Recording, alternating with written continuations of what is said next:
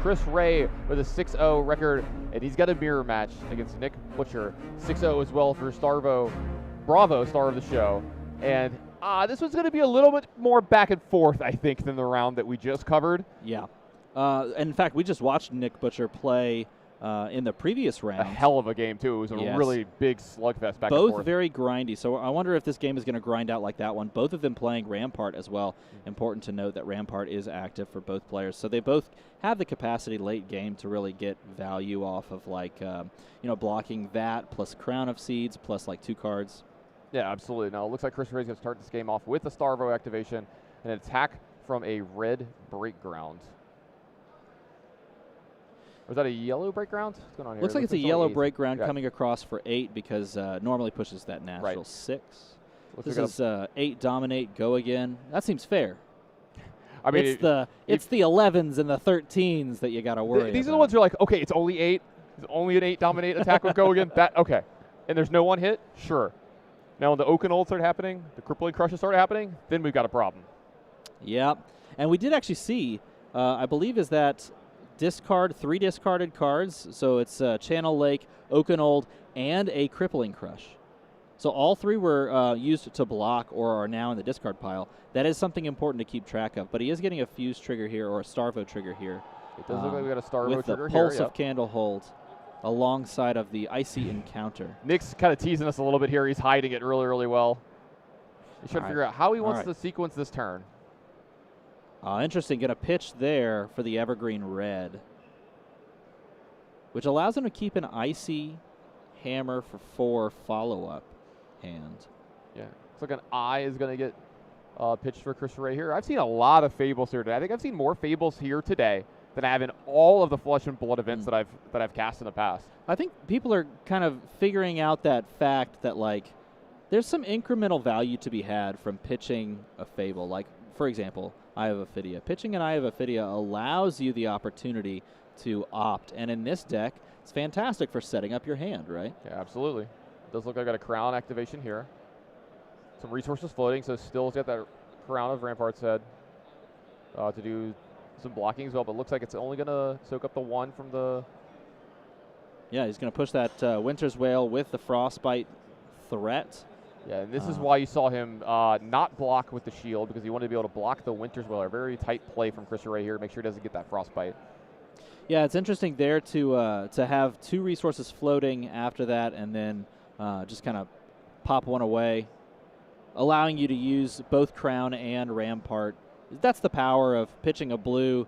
I mean, it's like this deck is perfect for Crown of Seeds, for Rampart, for blocking. It's funny because, like, the control version of this deck was sort of completely overshadowed by just high rolling all those big attacks, and yet here it is. It's all like tailor made for defense. Oh, absolutely. Now we see another Starvo activation from Chris Ray here. It was attack for 7 for break ground. It's going to get a block for 3 out of Nick's hand. Going to draw up, move back over to Nick. Looks like we're going to have our first non-Starvo activation this game. Looks like just a regular old blue Evergreen. Oh, no. This is just a naked 5. Nothing else going on here. Just some generic damage. Yep. No go again. No Casual 5. Chris could consider blocking this, could consider just taking it if you could set up an Oaken turn, but pitching it to the bottom of the deck. It's my favorite part about the Starvo deck. You have these big, absurd attacks, right? Like Oaken double fused, all these big attacks that have to crazy. And then randomly your turn just looks like this, where it's just like, that's a decent limited turn. Yeah, Are we yeah. playing draft? Are we playing sealed? Yeah, that's a very good point. It is a big swing between attacks from time to time. And Speaking of big swings. He had 2 Oaken in hand, or he just drew into the second one. When you get rid of one and you Crown of Seeds into another, that's the spice. Yep, this is going to be a double fused Oaken or Starvo activation plus fusion. Yep. So this is going to be 11 power Oaken dominate. If it hits the hero, put 2 random cards from their hand on the bottom of their deck in any order. So this is the first really, really big test for Nick here. And this is going to be a big tempo swing no matter what happens for Chris Ray here. Tons of damage is going to get through. There's going to be a bunch of blocks. A lot of cards are going to get spewed off from Nick here. So look for Nick's next turn as well to not be very good. It looks like he's just going to soak up a little bit and try to keep, I think, 1 card left, or is he just losing? No, he's going to lose 2 of those to the bottom based on the Oaken trigger, and then he'll have a 1 card hand. Yeah, that's right. He's going to leave 1. Right, okay. Yes.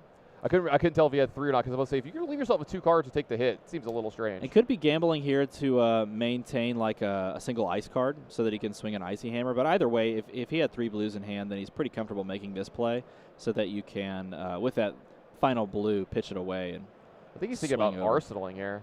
Yeah, it looks like it's going to be an arsenal in a pass. It's going to set up for maybe a bigger turn. He does have 3 counters on that Spring Tunic, so he's going to maybe set up one of those 5-card hands. Definitely, and it just having an arsenal also gives you the flexibility if your opponent's like, I'm going to throw another big attack. Well, you can Crown of Seeds now. Yeah. Speaking of Tunic, it does look like Chris is going to use his. Let's go ahead and go up these cards, and he's going to go ahead and pass. So it looks like we're going to go back to him. The double pulse fuse, the double pulse Starvo. I've got an extra element here. That's flexing on everyone. Look at this guy go. Got the break ground red coming across for the casual 9.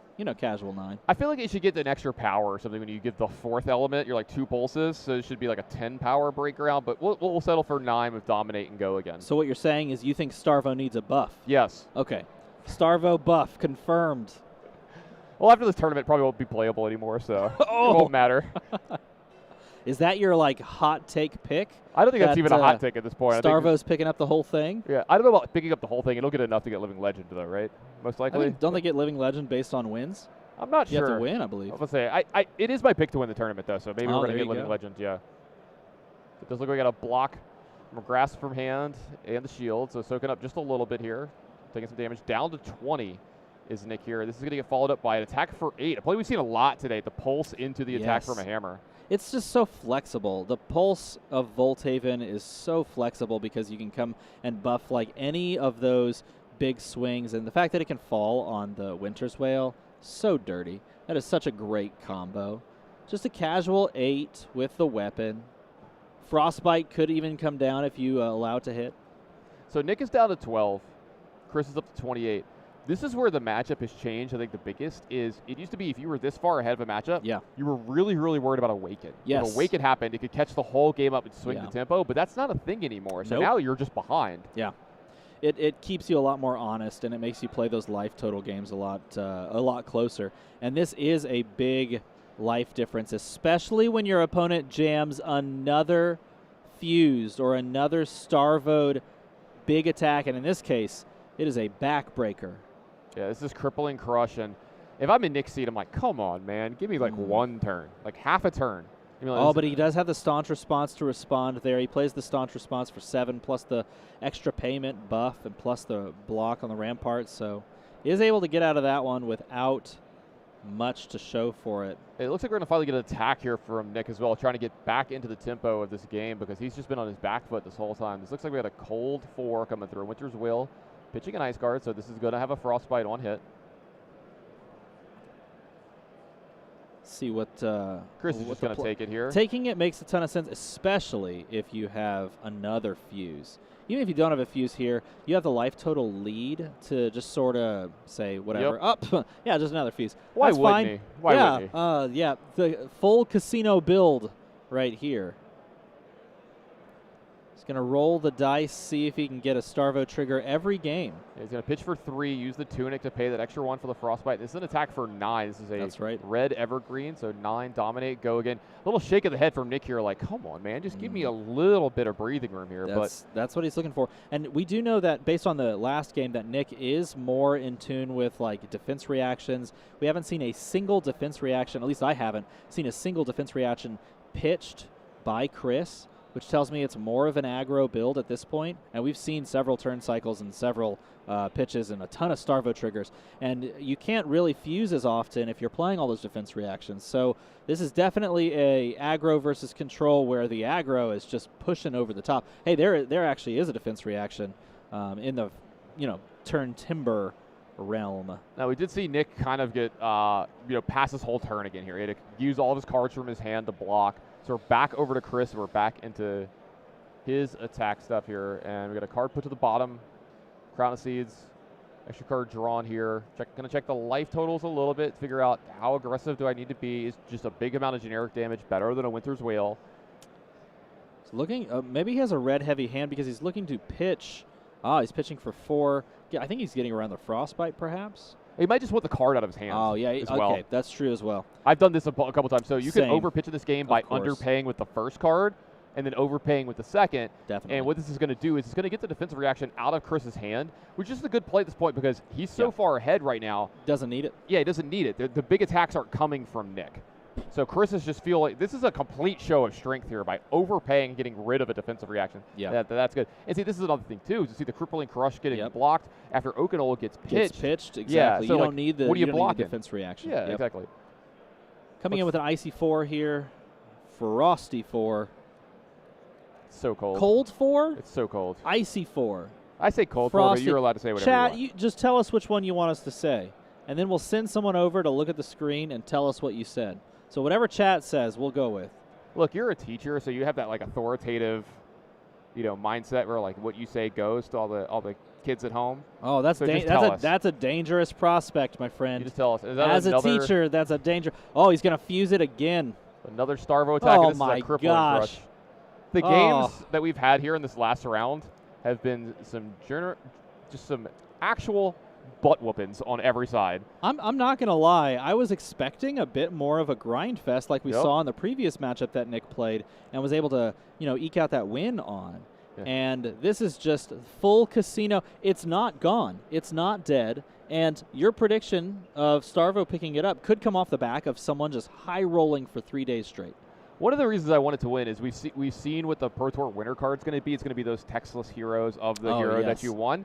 And the one reason I kind of want Bravo to win is because this is the only one that'll ever be made of Bravo. That's right. Yeah. Because as soon as it wins, it gets Living Legend. Yep. And then you never have to make another one. The other one's going to at least kind of double up. So I want to make sure it gets used. It's interesting because, it's in this exact scenario where if Starvo loses here and wins a calling, then Starvo Living Legends out. And then it never get used. No one in the world will ever get their hands on a Pro Tour champion cold foil Starvo. I'm assuming they destroy them. Oh, I hope so. And I would cry watching that Maybe video. burn them. I would cry watching that They video. should burn them. It should be like a Thinking- funeral pyre, like like set up the whole little stick thing. If they and put the card if they on it. want me to, I know how to burn cards. I can do that. We could do it. We could give it like a Viking funeral. Put it on like a little bitty boat. Oh, a tiny sit boat. It out there, sit it out there. Float it out into the middle of a small body of water and fire an arrow. So that'd be like a little pond in the parking lot of LSS. And do that like in front of a pool or something. Yeah. You just like get a pool. All right, back to the game. Look like Nick does have another defense reaction here to block this blue evergreen. No need here to overpitch for the staunch response. It already blocks 7, but then he does have to deal with the hammer coming across. Does look like you get another card from hand plus the shield. So no damage push this turn, but it's pretty much the same situation that's been happening Washirts and Pete for the last couple turns. So if you're in Chris, if you're in Chris's seat, you're still happy with the results here because it's just your turn again, most likely all these times. Yeah, takes up the Tunic to 3. He's trying to move to Arsenal, waiting for his opponent to see if he wants to Crown of Seeds on his turn so that he could then possibly do some stuff. Yeah, he's got. He doesn't even need to here. He's got the 3 counters on the Tunic. He could have gone up to the 5-card hand, but he's already got the Starvo activation. I like just being patient on this. I agree. Make sure every hand is good from here on out. If you've already got the Starvo trigger, there's no reason to Crown of Seeds unless you don't have like a consistently good attack, and he's got a fine attack. I mean, it's not the best by any stretch of the imagination, but you're still pushing 7 damage. Your opponent's at 8. This is pushing most of their life. They're going to have to respond to it. It's fine. It's also dominated, so there's not a defense reaction here. Some damage is going to leak through, though it does look like maybe we have a defense reaction here. He's definitely paying like for it. Yep, turn timber. With a fusion, so it's going to block all of it, and then it looks like a cold 4 is going to come up behind this that's going to eat a channeling frigid and an activation, so not exactly what we've had here. There is a card left over, so maybe a hammer attack can start happening now. That's right. This does leave Nick with a swing of the hammer on his own. So at least he's got something going here. He's trying to chip into the life total. And again, doing this, as Chris, you have 2 options. It's like, okay, I have tempo still, but the life lead is waning, and he's starting to turtle up.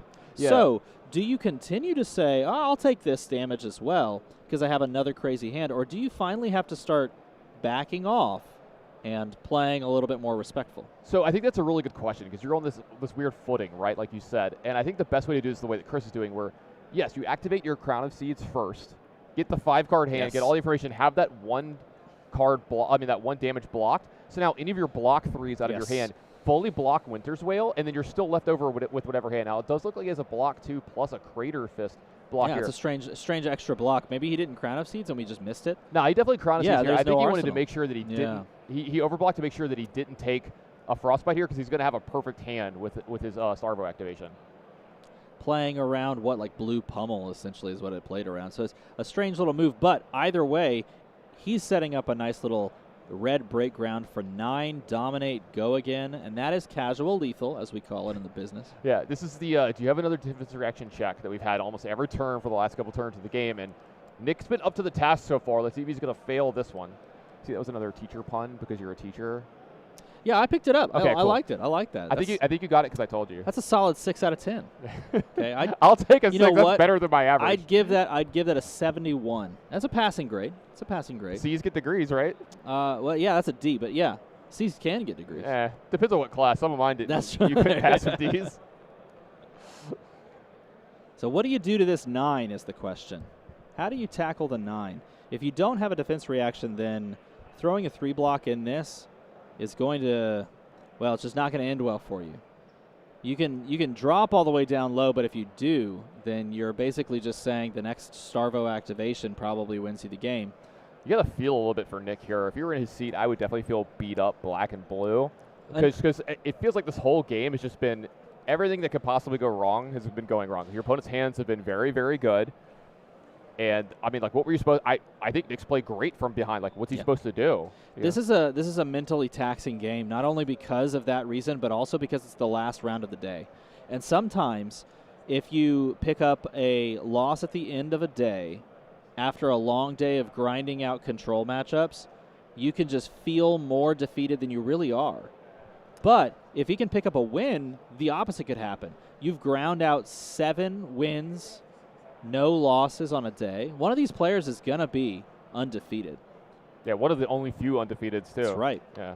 They're going to join a Kano player that we know of. And I think there was one other player playing for undefeated. I'm not 100% on that. I have to go check. So it looks like Chris pushes through a little bit of damage here. Drops gets Nick to down 1. to 1. This does look like this is, oh, here we go. Here's the turn that Nick needs. He uses the Oakenolds. So this is big. Now, honestly, the weird thing is you can actually just full take this from Chris's perspective, but it means that your swing back isn't great. And that's maybe enough for Nick to claw back into this. Yeah, this is big. This is a Starvo activation plus a fusion on Oakenolds. So it's attacking for 11, dominated here. Chris is going to start off by using Crown of Seeds. So 1 prevention is floating. He's got 2 resources left over. That Ram's Head is still there. Let's see how many cards he wants to give up. I got to believe he's looking for a hand here that can block along with the Ram's Head enough to leave him with a blue left over. Just attack with the hammer. Because any attack here represents so much damage versus Nick's 1 life that you're going to get multiple cards every time. Yeah.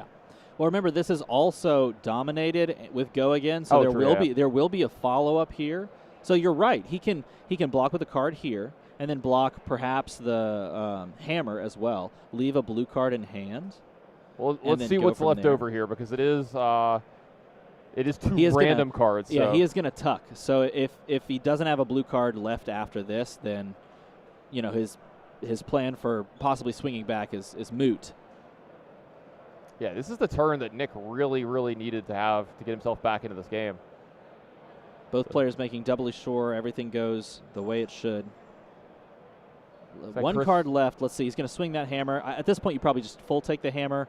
You do have resources, so you can pitch for Ironhide and the shield. If you really wanted to save this last card, you could. You could block a shield. Here we go. Yeah. So he's going to do this. Exactly. He's going to give him the full equipment suite here. So he doesn't have to worry about the Frostbite getting in the way. So that tells me that there is a blue. There is going to be an attack, which will rip 2 cards. So yeah, this is the kind of turn that I was talking about coming out of this that actually still keeps Chris with his foot on the pedal, even though that was an absurd turnaround from Nick here. Yeah, you are 100% correct. Now, as Nick, you have to consider, well, if I have to stop a 4, well, I just have to block with Crater Fist myself and a single card. Maybe I can apply pressure. If you have a Starvo activation as Nick, you could actually steal this game over 2 turns. Yeah, also he still has a card in Arsenal here, so Crown activation into a block for 3. Lots of things can keep him into this game.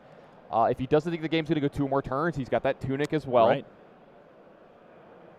Now, we've also seen multiple blocks with Crippling Crush from Nick, so you know that's not something you have to really worry He's about. blocked with a lot of big Yes. attacks. Well, I think Oakenold is gone as well. Multiple Oakenolds. We saw one played last turn. I think we've seen one blocked with and one pitched. So I don't think he has many of those left. Yeah. Right. So if you're on Chris's side, you may actually feel a little bit more comfortable going on to Nick's turn, knowing it's probably not going to be super huge. But there is the block.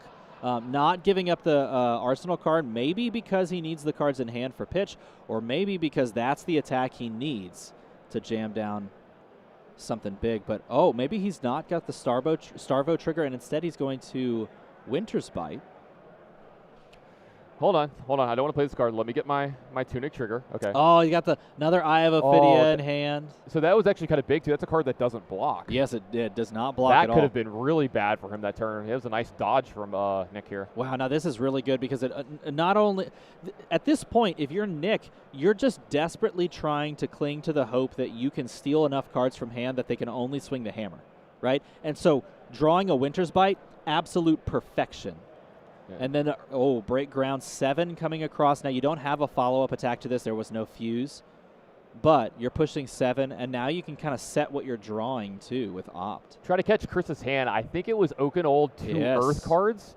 Yeah, there's definitely a break. I think there's a break ground in there as well, and so maybe no an Evergreen. No way to activate Starvo, because I think Starvo, if it gets activated again this game, just spells the end for Nick here. So looks like we're going to have a block he may just say, yeah, I'm going to take the rest, because I think I can push enough damage here by attacking for 7 or more. If he has an ice card, then he can still just normal fuse Oakenold, and that could just do it. All right, let's see. He does have that Tunic trigger. He's up to 3 here.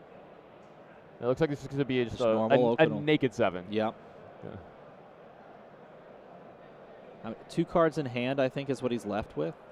I'm not quite sure there. This is a time where you would consider maybe throwing, like any remaining, like Fiendo Spring Tunic, the Rampart, whatever you can do to maintain like a 2-3 card hand, something like that. This is a time you could consider that. Yeah, it doesn't look like there's a defensive reaction here for. Oh wait, maybe I spoke too soon. Let's find out. You still got a crown activation. Crown. Yeah. So we got a crown activation. So there's 1 prevention shield floating. We did see him early game pitching one of those staunch responses, so he could be digging for the staunch response, which would be a fine answer here. It does look like it's going to just be the double block from hand plus the shield to block it all out. That is going to leave 2 cards for Nick here, so he's going to probably be able to swing his hammer in Arsenal. But depending on what Chris's hand is here, he might just be able to almost ignore it or just use Crown of Seeds just to stop it a little bit. He does have the 5-card hand set up. Oh, this is an attack for 8. That is huge. This is so a big pulse for of Nick Volthaven into the Winter's Whales, huge. Casual lethal, as you said? It is more than casual lethal, definitely, yes. Nick's not super happy about the situation, though. He feels desperate in this moment, which is totally understandable because your opponent is Crown of Seedsing into a 5-card or into a 4-card hand, and just a staunch response. Oh, that is so backbreaking. You needed more cards than that. Yeah, Nick doesn't have an Arsenal here either, so that Tunic trigger. I'm sorry, that Tunic has 3 counters, but it has no Arsenal. That's right. To put down with the Seeds. And it does look like this is just going to be one giant crippling crush. Is this enough to get Chris Ray to 7-0? If he has only 2 blocks, that could do it. If he has any of the cards that don't do enough, it looks like, we're getting everything. The whole shebang. Just chuck it all out there. Oh, he did. He had a ton of 2 blocks. That stole everything. And I think this could be the turn. Yep, 3 block there, 2 block, 2 block, 2 block. Yep, just double check the math there. Total 11, 3, 7, 3, 5, 7, 9, 10, 11. Right. Yep. Back up to a 4-card hand from Nick here, but he's on the defensive again. Still no Arsenal card. We're back over to Chris. Does he have a Starvo activation? Doesn't look like it. Pitching the Eye of Ophidia so that you can play down the red Evergreen. Going to opt. Now, technically, the opt happens here, and then the Evergreen's already on the board because you play it, then you pay for it. So it looks like a triple block 7, yep. All the cards from his hand. Yet again, this is going to be a wash, rinse, and repeat here. Yep. This is the classic flesh and blood end game scenario. Take every card out of the hand, just wait. Yeah, Nick's in a situation where he's just hoping Chris has a huge miss turn. It's going to be so hard with this. Oh, and that's going to do it. Yeah, that's going to do it. Oakenold finishes the game. Chris Ray picks up the win, is undefeated in the first day of Pro Tour action. absolute great showing from him as well as his opponent.